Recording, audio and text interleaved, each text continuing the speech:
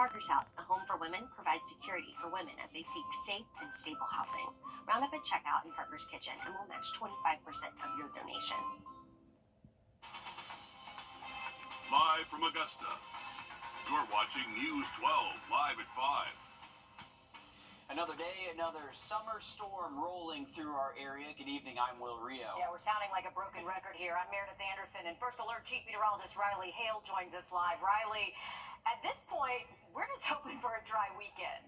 And luckily, I think we're going to get it, guys. It doesn't about 10 minutes. All right, thanks for that, Riley. Back to school season. It is in full swing with students in McCormick County joining Aiken and Edgefield counties back in the classroom now. The rest of our area back in school by August 6th, and this can be a little nerve-wracking for our students, but especially for the foster kids in our area. That's where groups like Evolve Homes come into play. Your Kennedy Payne is live at 5 in our newsroom. And Kennedy, walk us through how local foster kids are getting extra support this time of year. Well, back to school is exciting for some, but for others, it just means another transition. Yamika Latson is the therapist for the Murphy Harps Evolve initiative. She says going back to school can leave foster kids filled with anxiety. They typically move from home to home, which often means a new school. Sometimes they don't get the same back-to-school experience as other children, like school supplies or clothes shopping. One local program says there's a role for everyone in the community to help ease their transition into the new school year. It takes a village to raise children, and we need to go back to that mindset. So us as a community, our program, the school systems all come together, we can make a difference.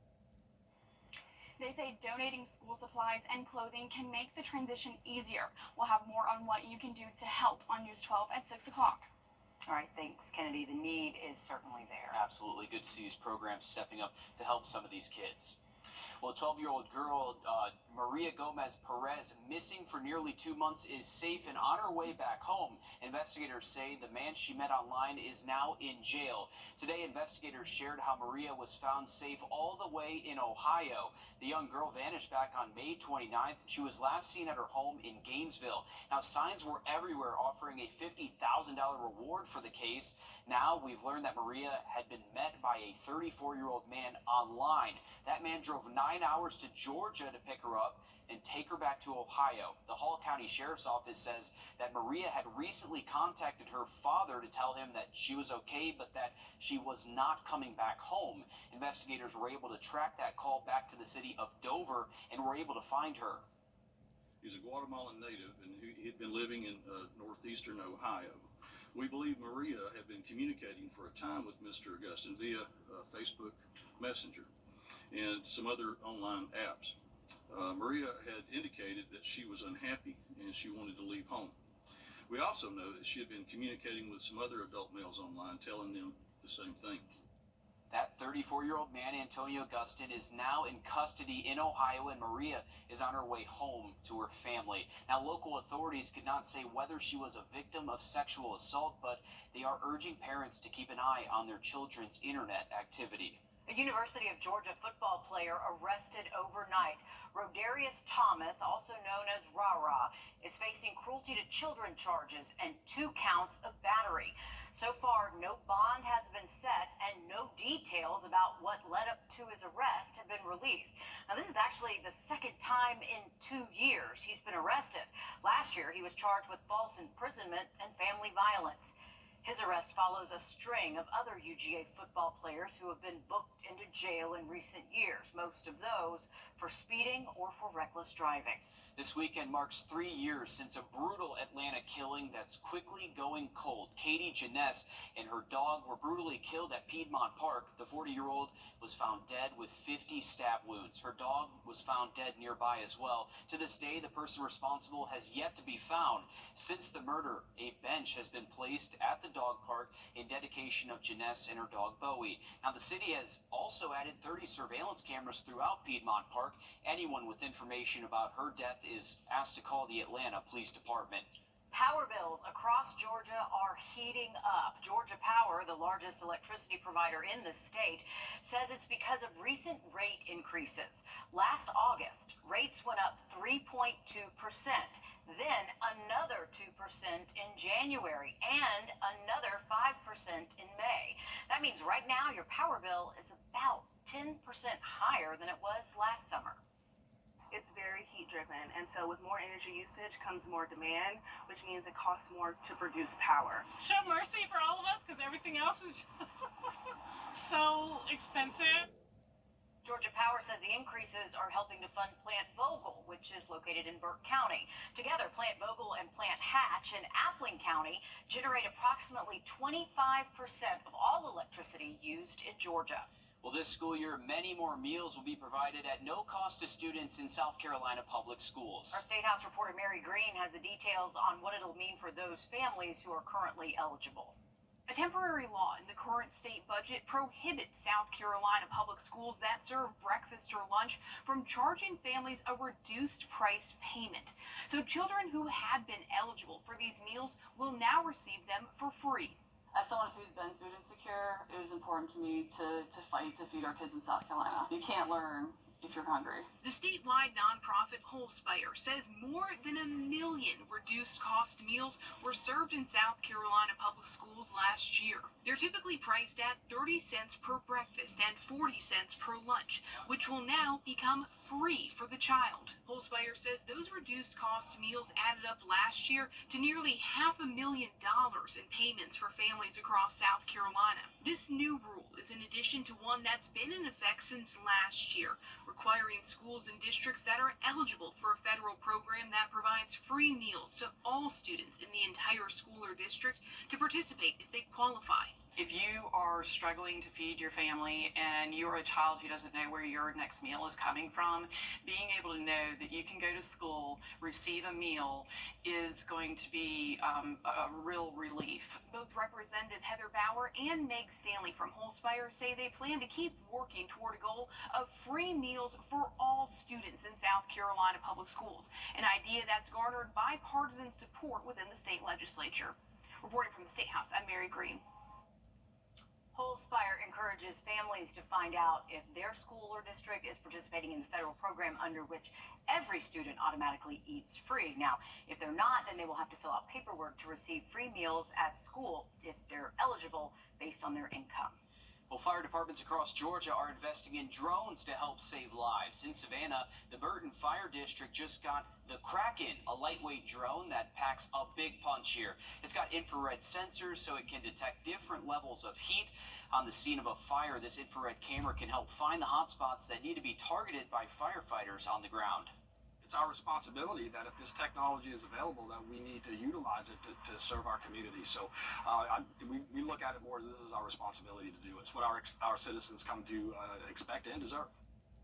Now, the drone also has search and rescue capabilities. One accessory is a speaker that attaches to the drone that can play a recorded message. For example, the recording can say, "Raise your arm" if you can hear this, and the message will play while the drone flies around looking for people. The Kraken. Yeah. Drone technology. I hope when they send it up in the air, they say release the Kraken. Because what good is the name if they don't? You know I'm right. You are absolutely right. Of But course. great life-saving technology potential. For sure. And someone with a sense of humor, Absolutely. too. The memoir. From here to Atlanta, and luckily a little bit drier weekend forecast heading our way. We'll have a full look at it just after the break. Time and Temp, brought to you by your First Alert weather team. Furniture.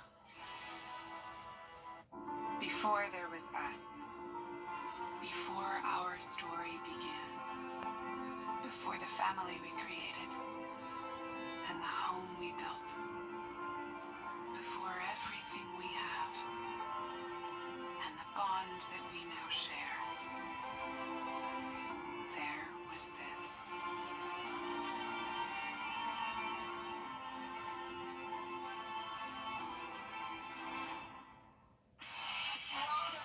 Law Call, every Sunday night at 11:30. A heartbreaking story out of Floyd County, Georgia, highlighting how complete strangers can really come together to support a family in a time of crisis. It all started after people spotted a young boy on the side of the road with a sign asking for money to fund his mother's funeral. Madeline Montgomery shares how that boy's wishes were answered. A surprising sign while shopping.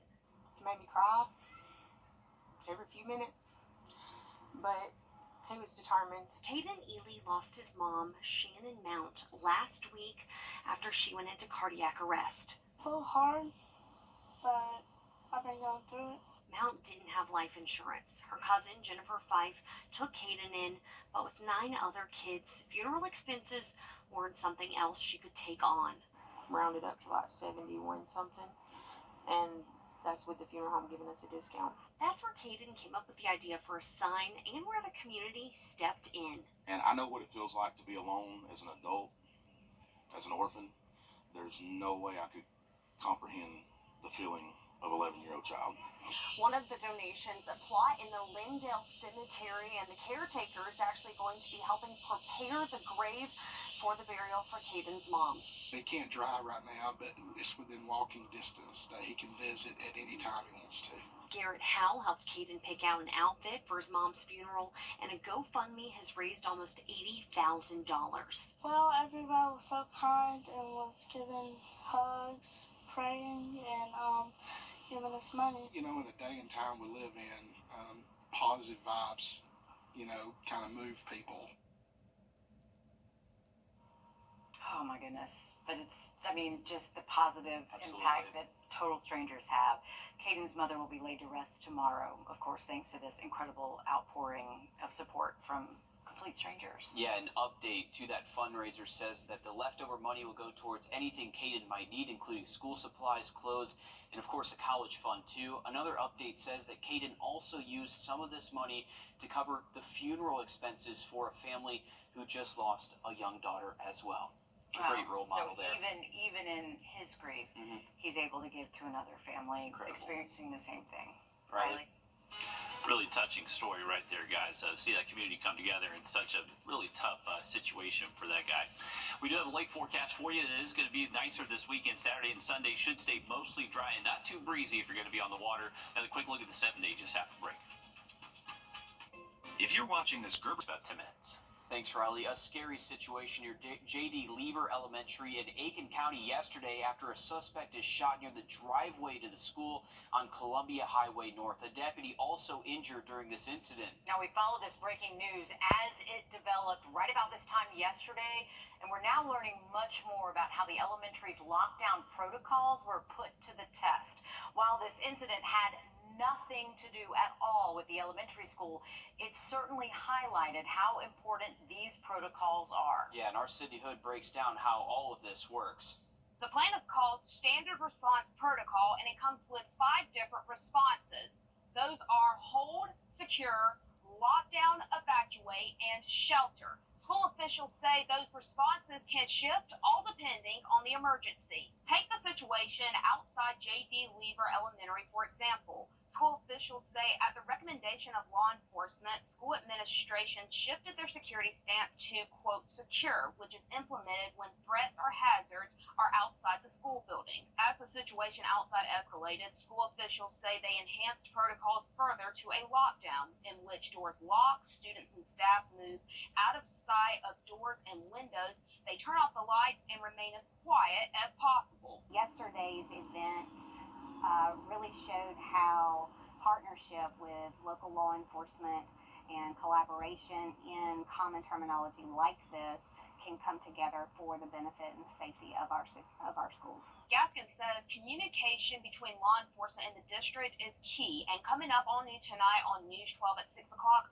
we'll break down exactly what that communication looks like and how it helps in emergencies like the one that happened right here in Aiken County. Sydney Hood on your side. Breaking news live at 5. Aiken County deputies need your help identifying this person. This is a person of interest that they want for questioning in the death of James Wright. The 27-year-old was shot last week on Edgefield Road. Aiken County deputies are searching for 4 other suspects who were seen getting out of a vehicle with weapons just before that shooting.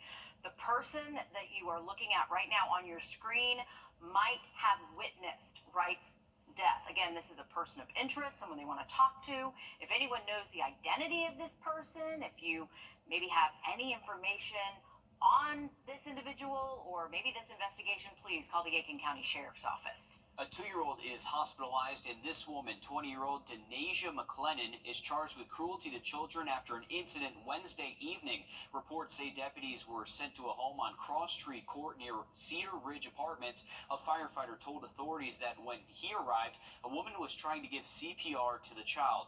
The woman reportedly said that the child was left unattended in a bathtub and was face down in the water. However, the firefighter reported the child and his diaper were dry. The woman reportedly also said that she and the child were on the couch when she noticed that the child became unresponsive. Now, police found the child's mother in the pediatric ICU. She said that she'd allowed a woman to care for her child and got a call that the child was in the hospital. We do not know yet whether the woman at the apartment, the caregiver, and McLennan are all the same person in this case. Live at 5, turning struggle into strength. Georgia is now behind a push for peer support, where people who have worked through mental health issues or addiction help others do the same. Reporter Abby Kasoris explains how the state is trying to get the word out about new resources available now. The state employs more than 3,000 certified peer specialists, people who have overcome mental health struggles or addiction, using that journey to help people who are struggling themselves. There are dozens of peer-reviewed scientific studies that say peer support works. Recovery is real. Recovery happens. It's happening every day in Georgia. Kevin Tanner is the commissioner for the Department of Behavioral Health and Developmental Disabilities. We've come a long way over the last 25 years, but Georgia has started leading the way in 1999, and we're still leading the way in this area today. Tanner sharing clips from an upcoming documentary, which premieres at the Carter Center and airs on television stations across the state of Georgia. I don't think I'd be in this chair without peer support. The film follows peer specialists as they help others and recount their own journeys. It's harder to write off someone who's lived and walked the challenges that we live and walk. Tanner says they're working on expanding the program, hoping to hire more peer specialists and give more people hope. When you hear that you're not the only one, there are so many other people facing those same challenges that you're facing. So I think that's what's so wonderful about peers. The film also highlights the 988 suicide prevention hotline, available 24 hours a day, 7 days a week. An operator could connect you with a certified peer specialist depending on the situation. In Atlanta, I'm Abby Kasoris. Today, McCormick County became the 3rd school district in our area to head back to the classroom. The next to head back are Barnwell, Allendale, and Saluda counties next Thursday, August 1st. Everyone else is back in the classroom by August 6th. And we want to see your back to school pictures as well. Scan the code here on your screen to share your photos with us, and you might just see them on air and also on our website. You can submit photos at any time on our website, wrdw.com. Yet another coffee chain might be placing roots in Augusta. Today we learned Caribou Coffee hopes to add 2 locations to the Garden City. The Minnesota-based chain has more than 750 locations worldwide. We're told approvals are still pending and final locations have not been set for Augusta, but the plan is to begin construction in early fall, and anticipated opening dates are for early next year. Riley? Well, we're looking at a low chance to maybe see a quick shower for the rest of this afternoon, but luckily into the weekend, we're drying things out. I'll look at that full forecast coming up.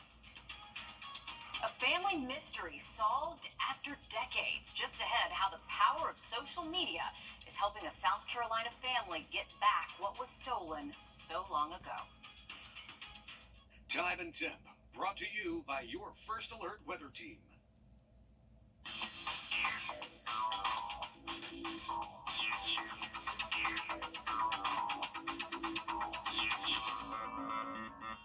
Of course! A scam that doesn't cost bad guys much costs consumers millions of dollars a year. I'm Jamie Tucker. Coming up, what are smishing scams, how to spot them, and what happens if you fall for one? First Alert Radar, powered by Jim Hudson Automotive Group. Breaking news live at 5. An arrest is made in a cold case more than 4 years later. On December 30th, 2019, Dwayne Lane was found dead at a home on Bayville Road in Augusta. Until today, the case was cold, but now Richmond County deputies say they've arrested 42-year-old Willie Farrell for Lane's murder. The information that led up to this arrest still unknown right now, but authorities say this came after interviewing original and new witnesses. We'll continue to follow this and update you as we learn more.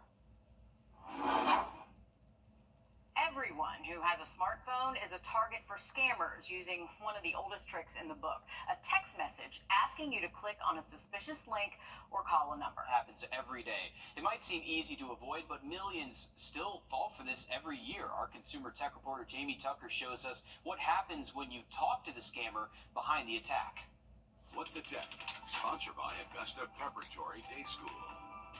And we're pretty much on to robocalls and scam emails, but scammers know that if they send us a text message, 9 times out of 10, we're going to click on it and read it. So smishing scams are more common than ever. Here's an example. You probably received one. A text message claiming a package cannot be delivered and is sitting in a warehouse somewhere. If you purchase something online, you'll be tempted to tap on the link. What happens? I tapped on one to show you. It led to a website asking me to sign into my Amazon account where I could check the order. But it's a fake website, and if you enter your login information, you're giving the thief access to your account. This one took me to a fake FedEx site. Another one prompted me to sign into my Facebook account. This one didn't have a link, but a phone number. And when I called it, have you ever shared your personal information? a scammer answered, kept me on the phone, and asked me to send them a link so they could check my computer for the problem. No. This summer, scammers targeted iPhone users with this, claiming to be Apple support, saying there's a problem with your iCloud account, and ask iPhone users to log in to fix any problems. A link could also install malware on your computer or device, and it might be an attempt to see if your number is in service. If you respond to it, you'll get more smishing attempts. You're probably too smart to fall for these scams, but someone you know may not know about smishing and may not think they're very dangerous. And young people are especially susceptible to scams like this, so warn your kids. These scams can be costly. That's What the Tech. I'm Jamie Tucker.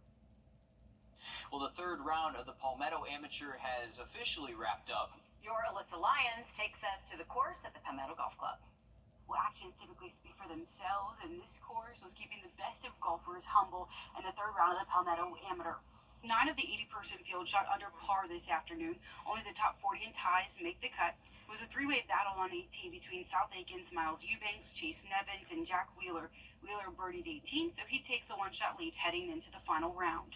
It feels good, especially after like a shaky start to the week. I feel like I finished strong the first day and then kind of carried on to the next day, and really didn't have my best stuff today, but battled down the stretch and had a really good back nine. So I think if I can clean up a few mistakes tomorrow and make a few more putts, it'll be a good week and hopefully get the win. With the cut at 10 over, former Aiken Hornet Richard Anaclario joins Miles Eubanks as the only locals to make the field on Saturday. At the Palmetto Amateur, Alyssa Lyons on your side.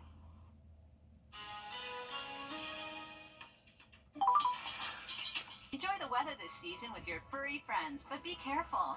Keep your animals cool by exercising in the morning or evening, and always provide them plenty of shade and water. This summer safety tip is brought to you by Hammond Hills Animal Hospital. The University of Georgia is teaming up with community members in Augusta and the Georgia Climate Project to help build a more climate-resilient city, and they want to hear from you. This new project is part of continued research by UGA studying urban heat island effects in Augusta. The project team says that their goal is to listen to Augusta residents, interpret Augusta's specific climate science data, and identify solutions to help Augusta residents cope with extreme weather. We noticed that there's a lot of resilience work going on in Atlanta, and then there's a lot of resilience work going on the coast, but there's this whole swath in the middle of Georgia that's really not getting a lot of attention, and a lot of folks being impacted but not getting any resources. So UGA and the Georgia Climate Project asked around to see who would be most interested, and we got a very enthusiastic response from community members in Augusta, and so that's why we're starting. This is hoping to be a model effort for other communities across the state. If you live in Augusta, consider pulling out your phone right now. Scan that flow code on your screen. It'll take you to our website where you can get the link to take the survey yourself. Riley, we're going to need an explainer here a little bit. Yeah. So this is actually a really cool initiative. It involves UGA, the Georgia Climate Project, and a few different of our interfaith organizations here in Augusta, but it's really focusing on how to create a better Augusta environment, as well as far as cleaner air to breathe, cleaner water to drink, just a better environment to live in that can help combat some of those urban heat-on effects. We know that Daniel Field stays a lot hotter at night than Bushfield. It sits on that hill, also around a lot of just urban surfaces. So this project is helping Augusta community just help battle all that excess heat around our urban environment. So great project they're starting, and hopefully going to be working more with UGA on that climate resilience here in Augusta. Here's a look at our outlook over Beach Island. Just looking at one little low downpour out there. It's getting close to the airport. Did help us cool down just a tad. We had one little downpour that was crossing over Clarks Hill Lake. You can see that's now working its way into northern Columbia County, northern McDuffie County as well. So right over Big Heart Campground, right there over the western branches of Clarks Hill. We got one tiny little shower right close to Belvedere and North Augusta, right along the river. But for the most part, the coverage of rain is much less than what we've seen the past couple of days. So if you have evening plans, I would say rain chances looking pretty slim for most spots past 8 p.m. tonight. And as we head into tomorrow, really not expecting any rainfall across the area. Should stay completely dry through tomorrow afternoon. Those high temps comfortable again, most likely topping out to the upper 80s. Rain chances should stay slim through Sunday. It's going to be next week. We start to bring those storms back by Monday and sticking around on Tuesday. All right, thanks, Riley. Stick with us. Much more news, weather, and sports coming up after a short break on News 12 at 6 o'clock.